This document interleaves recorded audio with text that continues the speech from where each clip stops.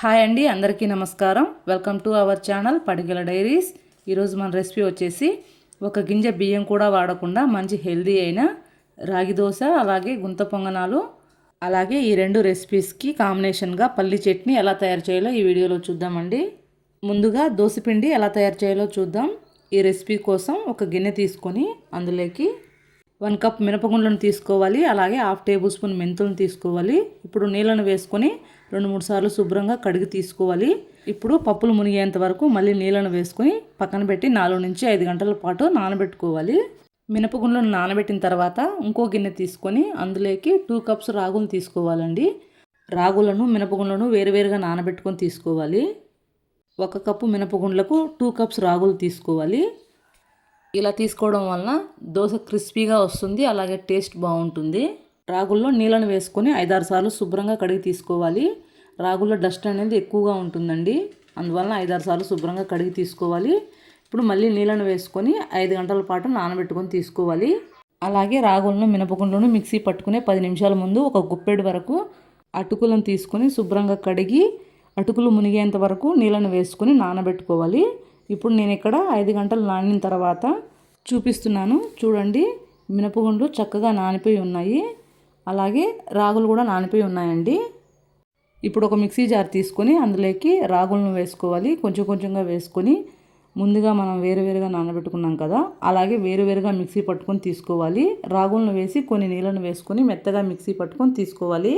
వీడియోలో చూపిస్తున్నట్టుగా రాగులను మెత్తగా మిక్సీ పట్టుకొని తీసుకోవాలి. అలాగే అదే మిక్సీ జార్లో మినపగుండ్లను, అలాగే ముందుగా నానబెట్టుకున్న అటుకులను వేసుకొని కొన్ని నీళ్ళను వేసుకొని మెత్తగా మిక్సీ పట్టుకొని రాగిపిండి వేసుకున్న గిన్నెలోకి ఈ పిండిని వేసుకోవాలి.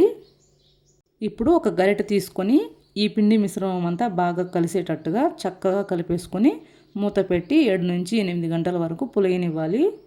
నేను నైట్ గ్రైండ్ చేసి పెట్టుకున్నానండి. ఉదయం కల్లా చూడండి పిండి చక్కగా పులిసింది కదా. ఇప్పుడు ఒకసారి పిండిని అంతా బాగా కలుపుకొని మనకు కావాల్సినంత పిండిని ఒక గిన్నెలోకి తీసుకొని పక్కన పెట్టుకోవాలి. మిగిలిన పిండితో పొంగనాలు వేసుకోవచ్చండి. అలాగే రాగి పిండిని 2-3 డేస్ ఫ్రిడ్జ్లో పెట్టుకొని కూడా వాడుకోవచ్చు. ఈ రాగి పిండితో చేసిన రెసిపీస్ డయాబెటిక్స్ ఉన్న వారికి, అలాగే వెయిట్ లాస్ అవ్వాలనే వారికి మంచి హెల్దీ బ్రేక్ఫాస్ట్ రెసిపీ అండి.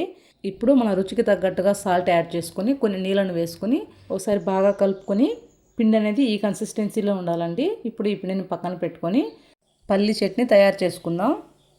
పల్లి చట్నీ చేయడం కోసం స్టవ్ ఆన్ చేసుకొని కడాయి పెట్టుకొని 1 కప్పు వరకు పల్లీలను వేసుకోవాలి. పల్లీలను లో ఫ్లేమ్లోనే చక్కగా రంగు మారేంత వరకు వేయించుకోవాలి. ఇలా వేగిన పల్లీలను ఒక ప్లేట్లోకి తీసుకొని పక్కన పెట్టుకోవాలి. తర్వాత అదే కడాయిలో 1/2 టేబుల్ స్పూన్ వరకు ఆయిల్ వేసుకొని నేను ఇక్కడ ఒక 12 పచ్చిమిరపకాయల దాకా వేసుకున్నానండి. మీరు మీ కారానికి తగ్గట్టుగా పచ్చిమిరపకాయలని యాడ్ చేసుకోవచ్చు. ఇలా పచ్చిమిరపకాయలు లైట్గా వేగిన తర్వాత ఒక ప్లేట్లోకి తీసుకొని చల్లారనివ్వాలి. ఇప్పుడు ఒక మిక్సీ జార్ తీసుకొని ముందుగా వేయించి పెట్టుకున్న పల్లీలను వేసుకోవాలి. నేను ఇక్కడ పొట్టు తీయకుండా వేసుకుంటున్నానండి.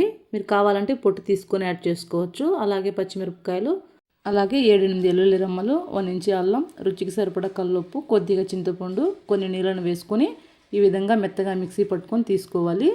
ఇప్పుడు చట్నీలోకి పోపు పెట్టుకోవాలి. ముందుగా పచ్చిమిరపకాయలు వేయించుకున్న కడాయిలోనే 1 టేబుల్ స్పూన్ ఆయిల్ వేసుకొని, అలాగే 1/2 టేబుల్ స్పూన్ చొప్పున పోపు దినుసులు, 1 ఎండుమిరపకాయ, అలాగే 1 రెమ్మ కరివేపాకు వేసుకొని పోపు ఇలా లైట్గా ఫ్రై అయిన తర్వాత ముందుగా రెడీ చేసి పెట్టుకున్న పల్లి చట్నీని ఇందులో వేసుకోవాలి. అలాగే అదే మిక్సీ జార్లో కొన్ని నీళ్ళని యాడ్ చేసుకొని ఒకసారి బాగా కలుపుకొని స్టవ్ ఆపేసేయాలండి. ఇప్పుడు ఒక బౌల్లోకి తీసుకొని పక్కన పెట్టుకోవాలి. ఇప్పుడు దోశ వేయడానికి స్టవ్ ఆన్ చేసుకొని స్టవ్ పై పెనం పెట్టుకొని పెనం హీట్ అయిన తర్వాత కొన్ని నీళ్ళను చిలకరించుకొని టిష్యూ పేపర్తో కానీ కాటన్ క్లాత్తో కానీ తుడుచుకొని ముందుగా ఉప్పు వేసి కలిపి పెట్టుకున్న పిండిని ఒక గరిటె పిండిని వేసుకొని దోశని పల్చగా వేసుకోవాలి. ఇప్పుడు దోశలోనే పచ్చిదనం పోయిన తర్వాత 1 టేబుల్ స్పూన్ ఆయిల్ వేసుకొని ఆయిల్ వేసుకున్న తర్వాత చూడండి వీడియోలో చూపిస్తున్నట్టుగా దోశల కాడతో దోశ అంతటా ఆయిల్ని ఈవెన్గా స్ప్రెడ్ చేసుకోవాలి. దోశ అంతా ఎర్రగా కాలిన తర్వాత దోశని ఇంకో వైపుకు టర్న్ చేసుకొని కాల్చుకొని సర్వింగ్ ప్లేట్లోకి సర్వ్ చేసేసుకోవడమే. ఈ దోశ ప్లెయిన్ దోశ అండి. ఇంకా వెజిటేబుల్స్ యాడ్ చేసుకొని ఎలా దోశ వేయాలో చూపిస్తాను చూడండి. ముందుగా చెప్పినట్లు నీళ్ళను చిలకరించుకొని కాటన్ క్లాత్తో కానీ టిష్యూ పేపర్తో కానీ తుడుచుకొని ఒక గరిటె పిండిని వేసుకొని దోశను పల్చగా వేసుకొని దోశలోని పచ్చిదనం పోయిన తర్వాత 1 టేబుల్ స్పూన్ ఆయిల్ వేసుకొని దోసల కాడతో ఆయిల్ని ఈవెన్గా ఇలా స్ప్రెడ్ చేసుకోవాలి. తర్వాత సన్నగా కట్ చేసుకున్న ఉల్లిపాయ ముక్కలు, అలాగే ఒక క్యారెట్ని తురిమి పెట్టుకున్న వేసుకుంటున్నానండి. ఇప్పుడు సన్నగా తరిగి పెట్టుకున్న కొత్తిమీరను వేసుకొని 1 నిమిషం పాటు దోశని ఎర్రగా కాల్చుకొని సర్వింగ్ ప్లేట్లోకి సర్వ్ చేసేసుకోవడమే. ఇప్పుడు మిగిలిన పిండితో పొంగనాలు ఎలా ప్రిపేర్ చేయాలో చూద్దాం.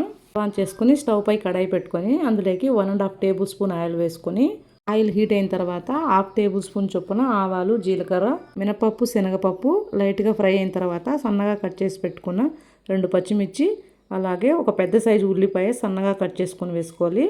1/2 కప్ క్యారెట్ తురుము, అలాగే 1/2 కప్ క్యాబేజీ తురుము వేసుకొని కలుపుకొని లో ఫ్లేమ్లో మరీ ఎక్కువగా ఫ్రై చేయాల్సిన అవసరం లేదండి. ఇలా లైట్గా ఫ్రై అయితే సరిపోతుంది. ఇలా ఫ్రై అయిన తర్వాత స్టవ్ ఆపేసి మనం మిక్సీ పట్టుకున్న పిండిలో సగం వరకు దోశలు అయితే ప్రిపేర్ చేసుకున్నామండి. ఇంకో సగం పిండిలో ఈ వెజిటేబుల్స్ అన్నీ యాడ్ చేసుకోవాలి. అలాగే రుచికి తగ్గట్టుగా సాల్ట్ యాడ్ చేసుకొని ఒకసారి ఇలా కలుపుకొని కొన్ని నీళ్ళని యాడ్ చేసుకోవాలి. పొంగనాలు వేసుకోవడానికి పిండి కన్సిస్టెన్సీ అనేది ఇడ్లీ పిండి పద్ధతిలో ఉండాలండి. ఇప్పుడు స్టవ్ ఆన్ చేసుకొని పొంగనాలు వేసుకునే పెనం పెట్టుకొని పెనం హీట్ అయిన తర్వాత 1/2 టేబుల్ స్పూన్ చొప్పున ఆయిల్ వేసుకోవాలి. ఇలా ఆయిల్ వేసుకున్న తర్వాత గరిటెతో కొంచెం కొంచెంగా పిండిని ఇందులో వేసుకొని ఫ్లేమ్ని మీడియం ఫ్లేమ్లో పెట్టుకొని మూత పెట్టి 2 నిమిషాలు పొంగనాలను ఉడికించుకోవాలండి. 2 నిమిషాల తర్వాత మూత తీసి ఇంకో వైపుకి పొంగనాలని టర్న్ చేసుకొని కాల్చుకోవాలండి. పొంగనాలని మీడియం ఫ్లేమ్లోనే కాల్చుకోవాలండి. హై ఫ్లేమ్లో పెట్టినట్లయితే పైన మాడిపోతాయి, లోపల సరిగా కుక్ అవ్వండి. ఇలా టర్న్ చేసుకున్న తర్వాత మరో 2 నిమిషాలు ఉడికించుకొని సర్వింగ్ ప్లేట్లోకి సర్వ్ చేసేసుకోవడమే. ఈ పొంగనాలని మార్నింగ్ బ్రేక్ఫాస్ట్ లేకైనా ఈవినింగ్ స్నాక్స్ లేకైనా పల్లి చట్నీతో సర్వ్ చేసుకుంటే చాలా టేస్టీగా ఉంటాయండి. హెల్దీ అయిన రాగి పిండితో పొంగనాలు అయితే రెడీ అయిపోయాయండి. ఎక్కువ శ్రమ పడకుండా ఒకే పిండితో 2 రకాల హెల్దీ బ్రేక్ఫాస్ట్ అయితే రెడీ అయిపోయినాయండి. ఇప్పుడు పల్లి చట్నీతో దోశల్ని సర్వ్ చేసేసుకోవడమే. వీడియో నచ్చితే లైక్ చేసి మీ ఫ్రెండ్స్ అండ్ ఫ్యామిలీ మెంబర్కి షేర్ చేయండి. అలాగే మరిన్ని వీడియోస్ కోసం నా ఛానల్ని సబ్స్క్రైబ్ చేసుకొని పక్కనే ఉన్న బెల్ ఐకాన్ని ప్రెస్ చేసినట్లయితే నేను పెట్టే ప్రతి వీడియో మీకు నోటిఫికేషన్ ద్వారా వచ్చేస్తుందండి. Thank you for watching.